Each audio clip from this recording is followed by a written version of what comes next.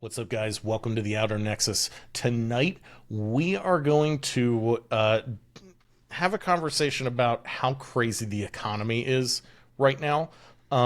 So, I've been doing some research. I've been looking into things. You know how that goes. Yeah. So, um, back in the Middle Ages, we operated on a system of feudalism, which is value based on land. Yeah. You know what I mean? And that's how feudal lords operated, is the value came from all the land, serfs worked the land, so on and so forth. Um, Somewhere that kind of changed. We won't get into that, into fiat currency, Yeah. probably somewhere around 1912 when the Titanic sunk. So we got into fiat currency, where the concept is trading your labor, for value. Like, Yeah. just being able to convert your time spent working into resources. And that system held for a very, very long time. That's basically, the basis of capitalism. Yeah. And that Sort was of, that was kind of the beginning of the Industrial Revolution. the Industrial Revolution, exactly. And while we are capitalists, I would consider myself a capitalist. You are probably definitely a capitalist. To some degree. But I would subscribe to the Nordic model, where it's, capitalism with some welfare features, because welfare is important. Welfare, taking care of the community, is important. And we are gonna get into this. The Milton Friedman doctrine, the social responsibility of business is to increase its profits, by Milton Friedman, September 13th, 1970. So, I feel like when this article came out, this was, we already had fiat currency, but this was the market shift from looking at a company or a corporation not as like an opportunity to like invest, and like that's where you're going to work for the next 40 years, and you're going to retire there. That's very much the case, but it shifted in focus from, companies existing to help the community. I mean, they were always basically profit oriented. Businesses have always been profit oriented, but I feel like before this, to really be successful in business, Well, you had to, See, the thing wasn't was, just- it's how the money circulated. yeah, Because your business was in this town, yes, you this is wanted it. this town to thrive. So I'm not saying you go out there and you just give them money. Yeah. But because everybody's working for you and your business is doing well, they get money, they spend money, your town does better. Yes. And that whole system, that ideology of making sure everyone is good so everyone does better, that's kind of what America was founded on. That's what families are, the family unit, having a stable society, things like that. So Milton Friedman wrote this in 1970. The social responsibility of business is to increase its profits. And I feel like this was a market shift into just full-blown laissez-faire capitalism. Let the cards fall where they may, and then right into regulatory capture, right into profit margin capitalism, right into, the radical change of, our country's economy. And I think there's even a documentary called What the Happened in 1971, where it just shows this massive, all the curves on every economic chart just go right up in 1971. And I feel like this was kind of the inspiration for it. Now, this might not be, for most of our viewers, this might be a little boring. This is a historical document, and I'm going to read the entire thing from start to finish. I don't think it's going to be that long, though. So let's start. This is Milton Friedman. When I hear businessmen speak eloquently, this is in the 1970s, when I hear businessmen speak eloquently about the social responsibilities of business in a free enterprise system, I am reminded of the wonderful line about the Frenchman who discovered at the age of 70 that he had been speaking prose all his life. The businessmen believe that they are defending free enterprise when they declaim that business is not concerned merely with profit, but also with promoting desirable social ends. That business has a social conscience and takes seriously its responsibilities for providing employment, eliminating discrimination, avoiding pollution, and whatever else may be the catchwords of the contemporary crop of reformers. In fact, they are, or would be if they or anyone else took them seriously, preaching pure and unadulterated socialism.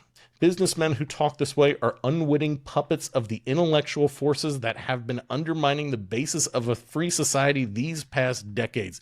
Hold on, let me pull this up. The discussions of the social responsibilities of business are notable for their analytical looseness and lack of rigor. What does it mean to say that business has responsibilities? Only people can have responsibilities. A corporation is an artificial person, and in this sense may have artificial responsibilities. So there you go. We could tear this apart right here. So this is the introduction of a corporation is an artificial person. Yeah, I already have two things, and that's one of them. Yeah, hang on. This, in this sense, may have artificial responsibility, but business as a whole cannot be said to have responsibilities. Business as a whole cannot be. This is in the New York Times, 1970 New York Times. Business as a whole cannot be said to have responsibilities, even in this vague sense. The first step toward clarity in examining the doctrine of the social responsibility of business is to ask precisely what it implies for whom. Presumably, the individuals who are to be responsible are businessmen, which means individual proprietors or corporate executives. Most of the discussion of social responsibility is directed at corporations. So in what follows, I shall mostly neglect the individual proprietor and speak of corporate executives. And I just want to interject in here because I didn't really cover it. I didn't really lead into it here. In that the reason I'm reading this is because these corporate executives want to replace us all with humanoid robots. So we had a system of fiat where we traded our labor for money, but they don't want our labor anymore. Yeah. So the problem with laissez-faire capitalism, if they don't need our labor, is that it doesn't fucking work anymore.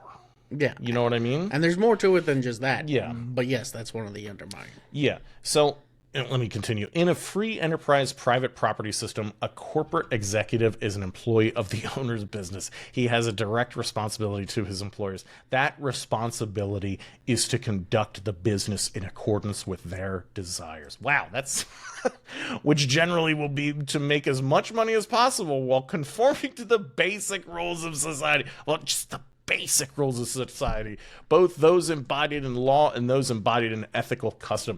Of course, in some cases, his employers may have a different objective. A group of persons might establish a corporation for an what the hell is? I have never seen that word in my entire life. Eleemosynary purpose. For example, a hospital or school. The manager of such a corporation will not have money profit as his objective, but the rendering of certain services. In either case, the key point is that in his capacity as a corporate executive, the manager is the agent of the individuals who own the corporation or establish the eleemosynary institution, and his primary responsibility is to them and not his employees, I guess. Needless to say, this does not mean that it is easy to judge how well he is performing his task, but at least the criterion of performance is straightforward. You know, that gets all muddied when we just start hiring CEOs for hundreds of millions of dollars and they get golden parachutes. Yeah. You know what I mean? Like, we should just trust the CEOs. They know what they're doing. Not anymore. No. Not anymore. No, and here's the thing. There have been studies done. I'll interject this little tidbit. Yeah. There have been studies done that shows, like, what's the best CEO versus the worst CEO, how much flux can they have? Yeah. Now, don't get me wrong. Certain bad decisions, like when the guy from Yahoo was like, I'm not going to buy Google. Yeah. Yes, obviously that has a bigger impact. Yeah. But generally, the difference between a good and bad CEO is like 2%. 2%. Yeah. It's hard to tell. Yeah. Of course, the corporate executive is also a person in his own right. As a person, he may have many other responsibilities that he recognizes or assumes voluntarily to his family, his conscience, his feelings of charity, his church, his clubs, his city, his country. He may feel impelled by these responsibilities to devote part of his income to causes he regards as worthy, to refuse to work for particular corporations, even to leave his job, for example, to join his country's armed forces.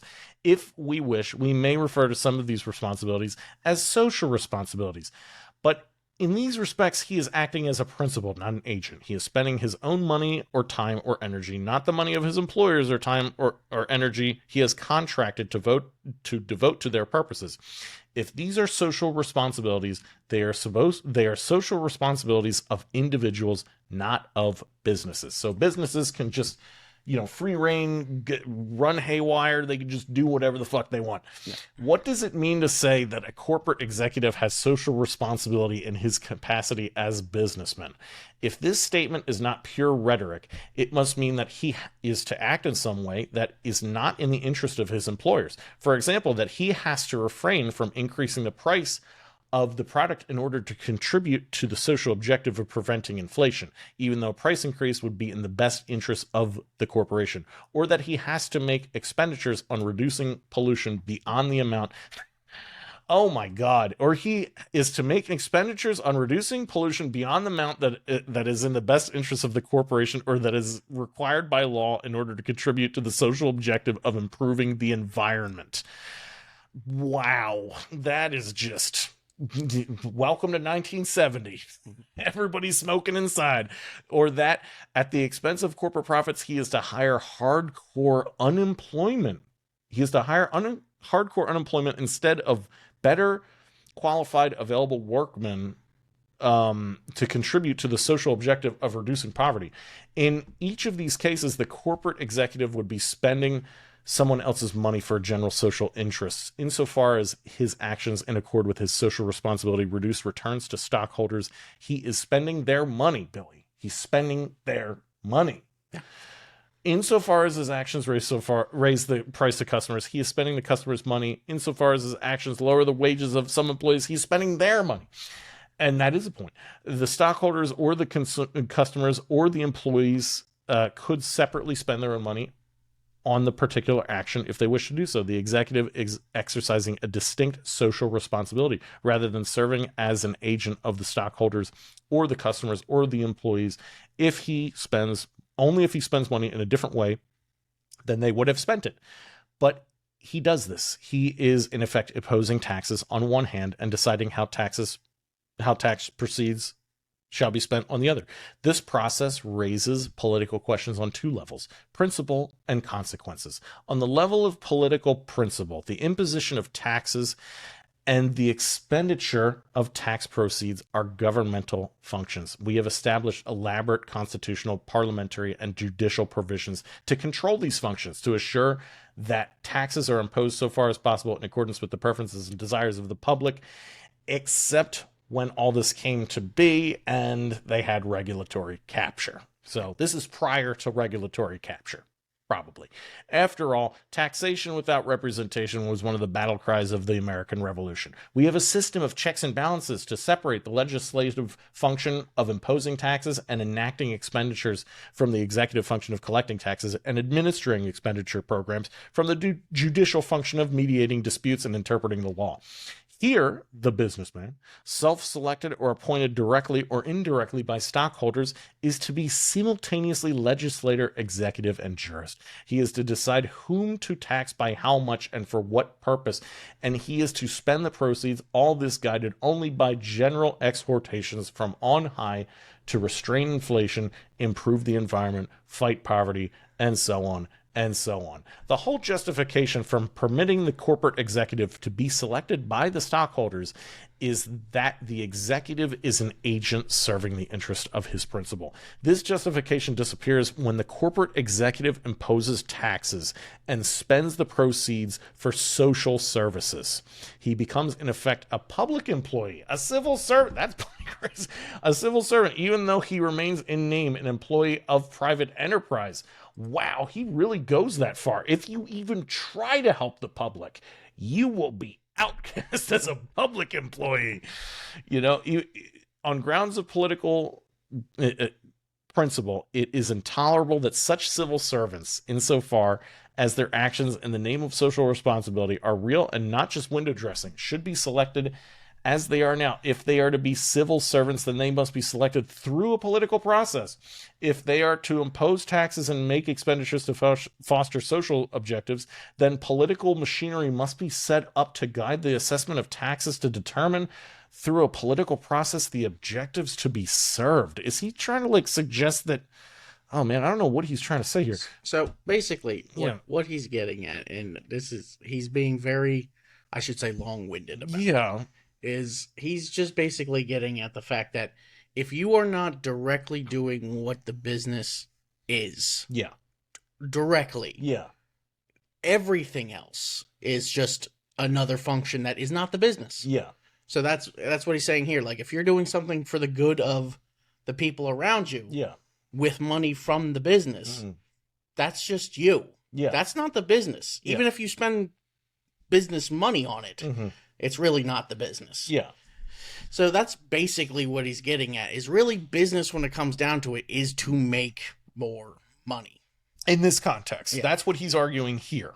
You know, and my argument is that we're going through economic systems and we're about to shift into the next one.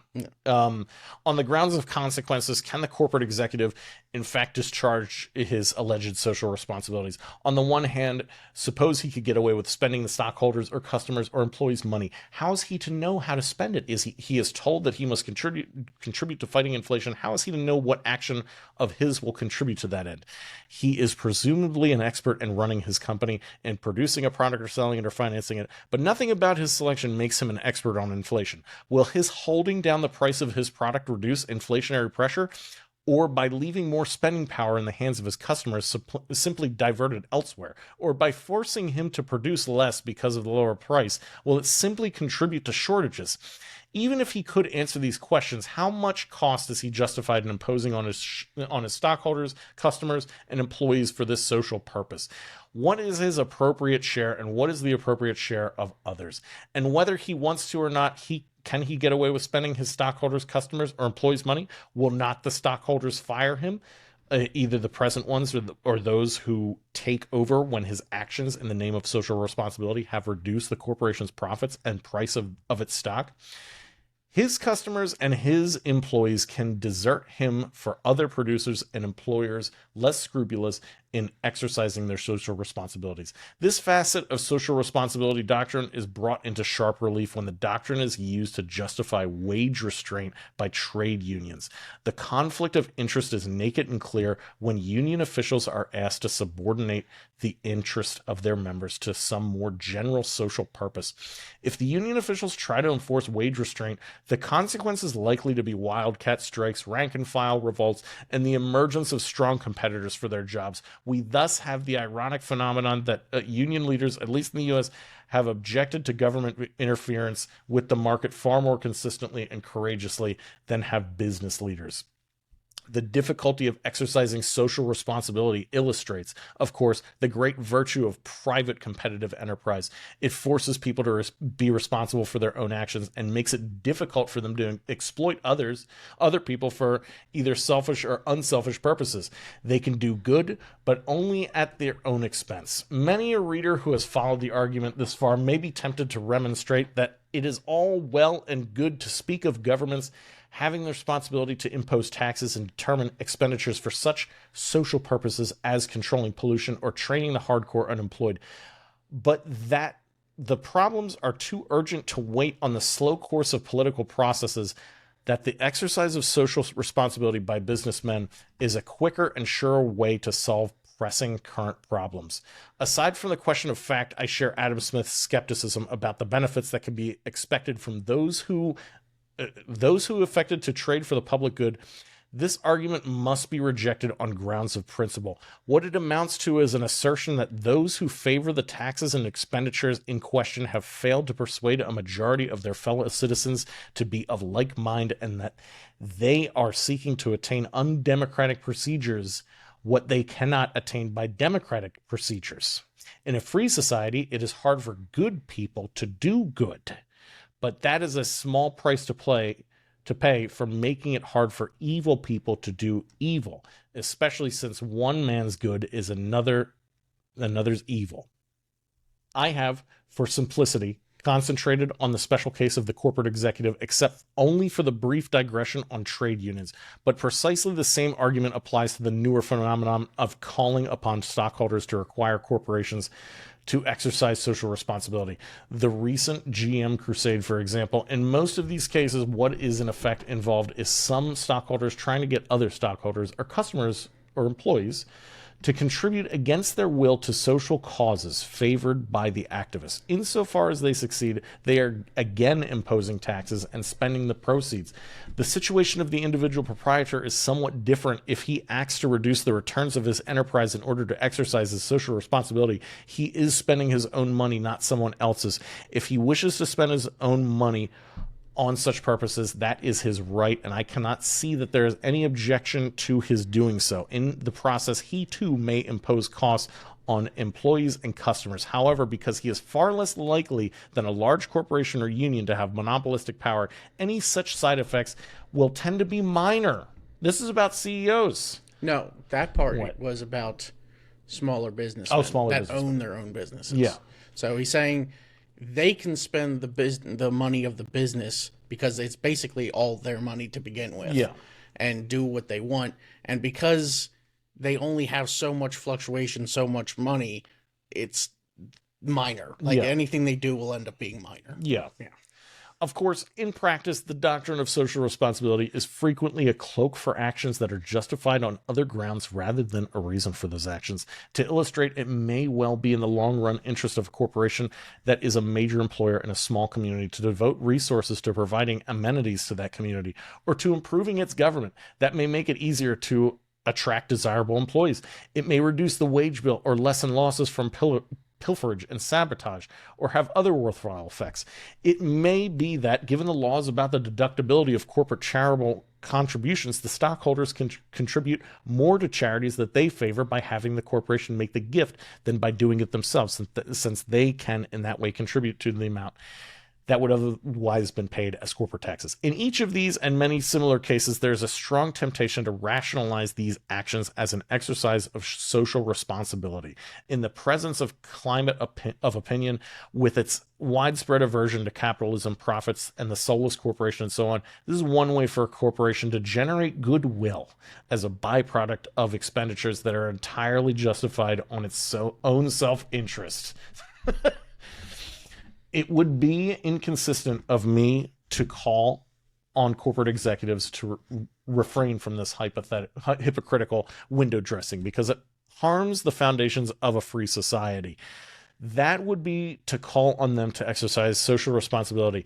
If our institutions and their attitudes of the public make it in their self-interest to cloak their actions in this way, cannot summon much indignation to denounce them. At the same time, can express admiration for those individual proprietors or owners of closely held corporations or stockholders of more broadly held corporations who disdain such tactics as approaching fraud.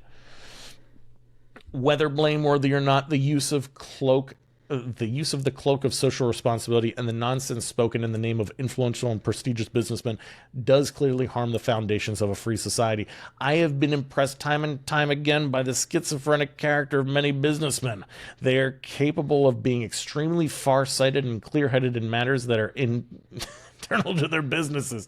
They are incredibly short-sighted and muddle-headed in matters that are outside of their businesses, but affect the possible survival of business in general. This short-sightedness is strikingly exemplified in the calls from many businessmen for wage and price guidelines or controls or income policies. There's nothing that could do more in a brief period to destroy a market system and replace it by a centrally controlled system than effective governmental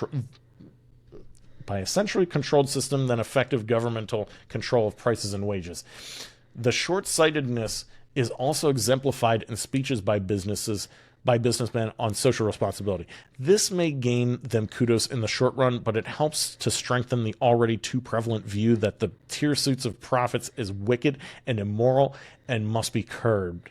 The pursuit of profit is wicked and immoral and must be curbed and controlled by external forces. Once this view is adopted, the external forces that curb the market will not be the social consequences, however highly developed, of all the pontificating executives. It will be the iron fist of government bureaucrats. Here, as with price and wage controls, businessmen seem to me to reveal a suicidal impulse. The political principle that lies under the market mechanism is unanimity. In an ideal free market resting on private property, no individual can coerce any other. All cooperation is voluntary. All parties to such cooperation benefit, or they do not need to participate. There are no social values, no social responsibilities in any other sense other than the shared values and responsibilities of individuals. Society is a collection of individuals and of the various groups they voluntarily form. The political principle that lies under the political mechanism is conformity. The individual must serve more general social interests, whether that be determined by church or a dictator or majority. The individual may have a vote and a say in what to be done, but if he is overruled, he must conform. It is appropriate for some to require others to contribute to a general social purpose, whether they wish to or not. Unfortunately, unanimity is not always feasible. There are some respects in which conformity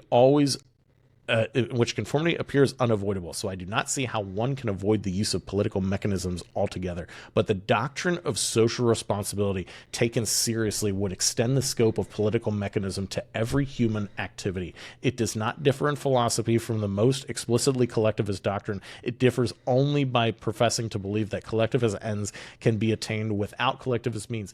That's why in my book, Capitalism and Freedom, I have called it a fundamentally subversive doctrine in a free society, and have said that in such a society there is one and only one social responsibility of business: to use its resources and engage in activities designed to increase profits so long as it stays within the rules of the game. I think that's important to note, which is to say, engage us in open and free competition without deception or fraud. So that was a very, very, very long article. Very. Yeah. And it was probably a little boring for a number of people. However, I think it's important to listen to this, because this, in my opinion, this was a pivotal shift in our economy in convincing corporations that they need to be, that everything is just about profit. And I'm just going to go back to what I said. If you're trying to replace us with humanoid robots, then the value is gone. You know what I mean? The value changes. Yes. You know? Yeah. Like, where if you're gonna have laissez-faire capitalism, where it's just like corporations, the only responsibility of corporations is just to make as much money as possible. Let's see where the cards fall where they may. Let the market correct everything. If that's your opinion on this kind of stuff, big tech humanoid robots have something for you. You know what I mean? One of the things that you said there right at the end, where is it here? To use its okay, there is one and only, this is the final thing he leaves us with. Yeah. There's one and only one social responsibility of business: to use its resources and engage in activities designed to increase profits so long as it stays within the rules of the game. The rules of the game. And that's... Now, there's more here too, which there's more, which is to say it engages in open and free competition without deception or fraud. I'll get to that later. Yeah. But the rules of the game, have changed. But hold on, before you continue, and I want you to continue, but I feel like he is writing this entire article within the context of the rules of the game. Like, he would have been a stock trader. Yeah. You know what I mean? Well, like, here's the thing. this is written as in the perspective of a businessman who respects business for what it is. For what it is. In the 70s. In the 70s. Yeah. If this guy was alive today, he would be writing an article about how we all have to follow the AI algorithms because that's just what's happening right now. And those are the rules of the game. Yeah, because if he followed like his, I mean, you could follow his doctrine actually pretty far, but he probably wouldn't be even sound as much of a nice person. Oh, it sounds horrible. No, like, I mean just already, but I'm saying like you can justify a lot by what was said in here. Yeah, I mean, in terms of corporatism, they can get a lot out of this. But back to what I was saying. Yeah, as long as it stays within the rules of the game, the rules have changed for this game. Yeah. And the other part about this is, you keep pushing this side where it's like they want to replace us with humanoid robots. That's okay. Now, leaving that aside, my whole thing actually isn't the humanoid robots. Yeah. Even though that is something. It's the fact that this was a game for humans. Yes. To play. Yes. That's what I'm trying to say. And I know that's what you're trying to say. But what I'm saying is the intellectual pursuit of this game is that, and it is a game. Even the stock market is a game. Stock market's a game. It is an actual game. It's gambling. Yeah. Stock market is gambling. Yeah. I don't care what anybody says. It's gambling. And when you really get down to it, we can't play on the same field as AI. That's what I'm saying. Yes, I know you're saying, but you're saying on the physical end. Yeah. I mean, we could just say AI, but I feel like people don't understand the gravity of AI. Once they see the humanoid Amazon delivery robots walking around their neighborhoods, then you're gonna fucking get it. Like they want to replace, like, this change is going to change how we interact with money. It has to change how we interact with money, because if it doesn't change how we interact with money, that just goes right into a peasant revolt. Yeah, that's all that is. Yeah, like because it has to change. And you asked in the beginning, am I a capitalist? Yeah, I'll just get this out here. It's not that I disagree with the very basic sense of capitalism, which is this. For that, it makes sense. Yeah, and freedom, and and freedom of the market. Freedom of the market. Yeah. Now, I will admit, at places you kind of do want to stop monopolies. Yeah, they can be bad, but I feel like monopolies are a chicken or the egg scenario, where it's like, when if you want to set up capitalism fresh, you have to watch out for monopolies. That's what I mean. Yeah. So. But yeah, when you have these, and that's the thing I agree with. Like, capitalism can be good in a way, but the thing is, the way that we're doing capitalism now it's not human capitalism. It's not human that's what I want to read this article for, because this was the start of not human capitalism, of artificial corporations are artificial entities.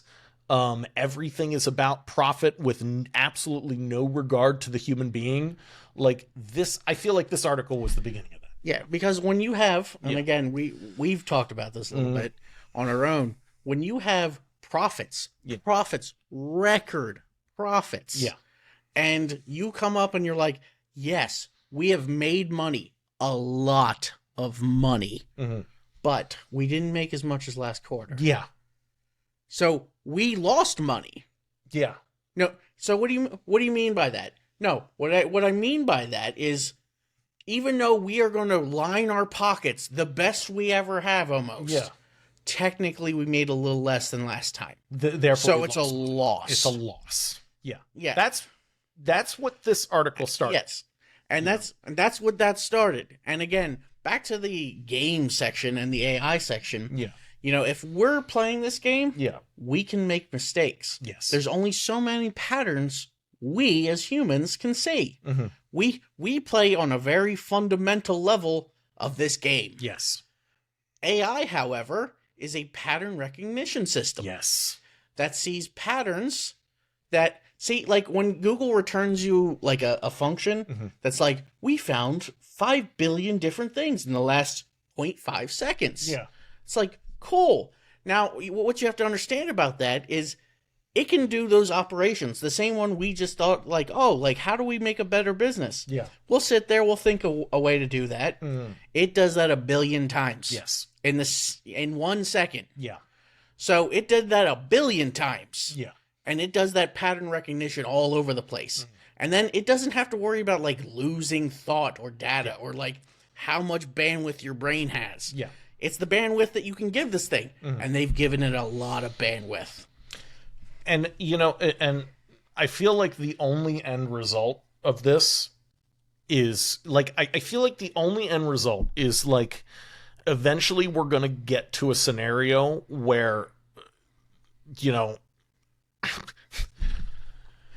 we're going to get to a scenario where the companies that own the companies that own all of the companies, Which is like 3, by which the is way. like 3. There's 3 companies that own basically everything. Yeah, they're basically going to decide to manage the human population. Hold on, let me finish. Yeah. They're going to try to manage the human population because they think they have AI and AI is going to solve everything, but that's going to backfire on them. That they are going to attempt to manage the human population through AI, but that is going to backfire on them. And that I feel like that's the scenario we're going to be living through. Well, even now, like if you just look at now, one of the things that they laughed at this idea here, they laughed at in his time because it was brought up in his time. Oh, artificial intelligence? No, not artificial. This idea I'm about to tell you. Okay. They laughed at in his time because it was brought up. Yeah. So what it is it's called perfect pricing.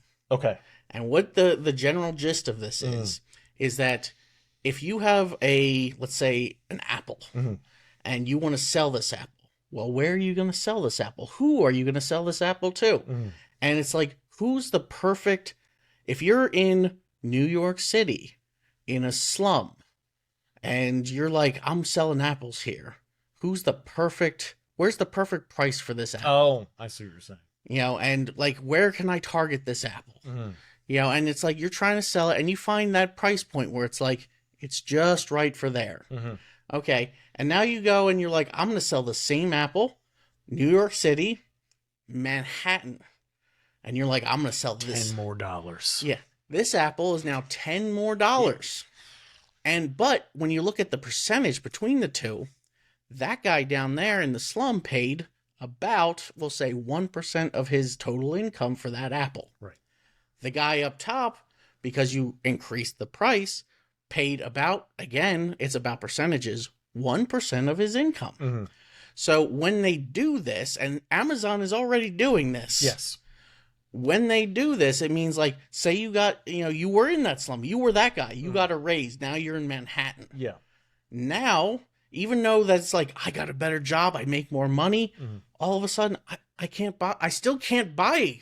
Yeah. Like, yes, I'm in Manhattan, but I can't buy more. My money isn't purchasing more. Imagine, you're Jeff Bezos and you're just looking at Amazon operations and you're just farming gold. That's you're that's just all it farming is. gold. Like like you're playing Civilization 5. You just have all your stuff set up. Yep. And all the AI set up. It's not even a game anymore. No, and what that is, that's perfect pricing. Yeah. And Amazon is doing this, and it's making it so you are on a treadmill. Yeah. Whether you're on the lowest rung or even a higher rung. The only ones that aren't on that treadmill are like the 1%. Yeah. They're not on the treadmill because Yeah. you can't really target them well. Yeah. And they don't really care what the cost is most of the time.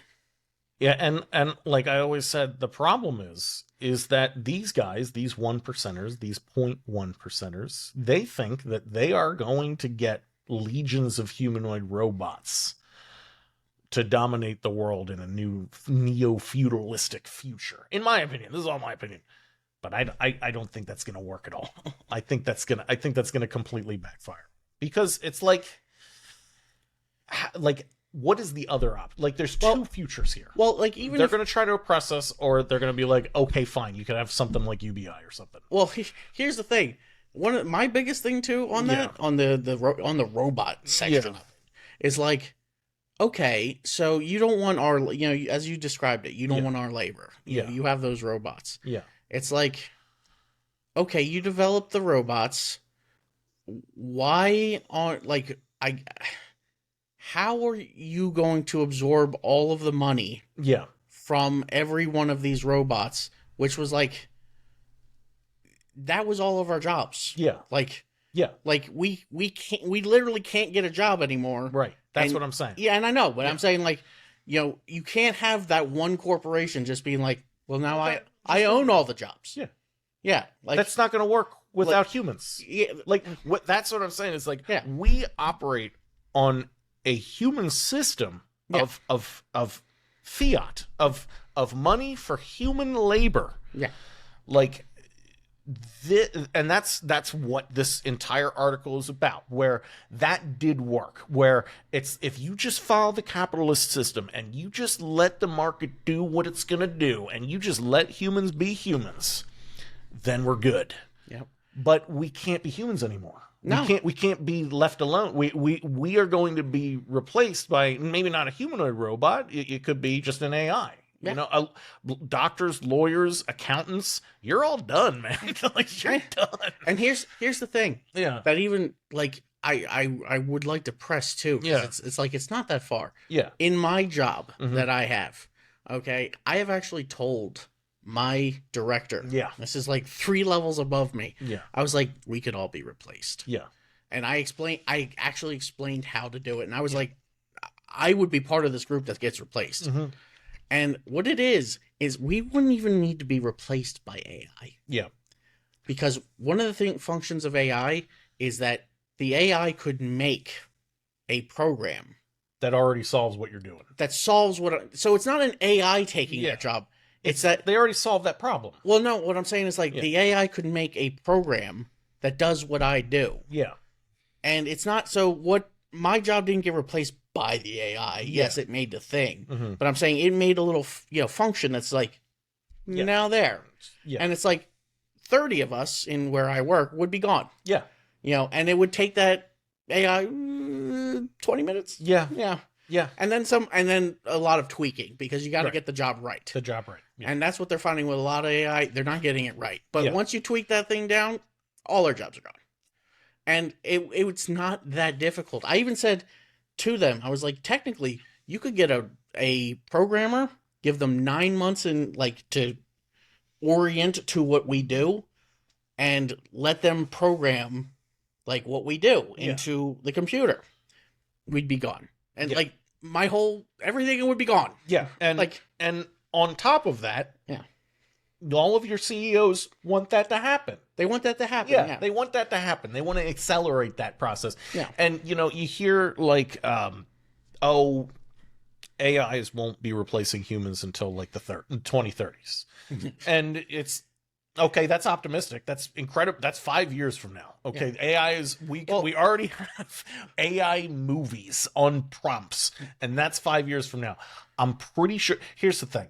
In my opinion, 2027 is going to be about fucking that movie AI, where it's like, here's the real AI, like Blade Runner. Here are the replicants. Here they are. They may not look exactly like humans, but they're close enough. They got the full like AI suite, everything. They can essentially indistinguishable from other humans, other than, physically not looking exactly like a human. Yeah. You know what I mean? I think we are going to have humanoid robots like that end of 2027. Yeah. And I mean, and they want that. They're all working towards that. And here's the thing: you say 2027. Some people say 2030. I'm even willing to go out to like 2035. But you got to remember, even 2035, that's just 10 years. That's 10 years. That's just 10 years. That's just 10 years. Yeah. And 10 years from now, we're going to have to hit the social economic issue of what are we going to do now? Like, and that's because. Yeah. A lot of people, it's not, the thing is, it does, and this is what I want to get at too, because we've been all doom and gloom here. Yeah. And I want to make it clear, it doesn't have to. It doesn't have to, and I don't think it is. Yeah. I'm literally saying on this because like this fucking has to happen. Otherwise, it's like this has to happen, or it's gonna be some sort of weird post-apocalyptic scenario.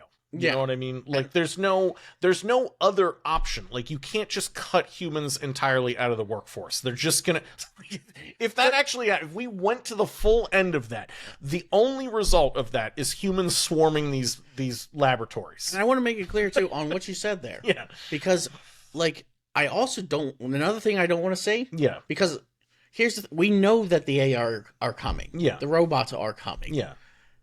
I don't want you to also artificially hold my job. Yeah. Where it's like, why are you still doing this? Yeah. Because we need you to do something. Yeah. It's like I don't want to continue doing this corporate like soulless position just on the fact that it's like he has to work somewhere. Like I was reading this article earlier, and what struck me is, you know, this idea of it, like the job economy is shifting away from 9 to 5, but there are a number of large corporations that want you to work a 9 to 5 just for just looks, just because that's how it's always been done. Just show up, and everybody knows nobody works on Friday. Nobody works on Friday, guys. Like it's just that's it. We can cut out Friday. Nobody works on Friday. Like we can go to 4-day work weeks successfully, and they have before I actually looked into this before the war effort for World War II. Corporations were all moving to 6-day work week or 6-hour work days because it was working better.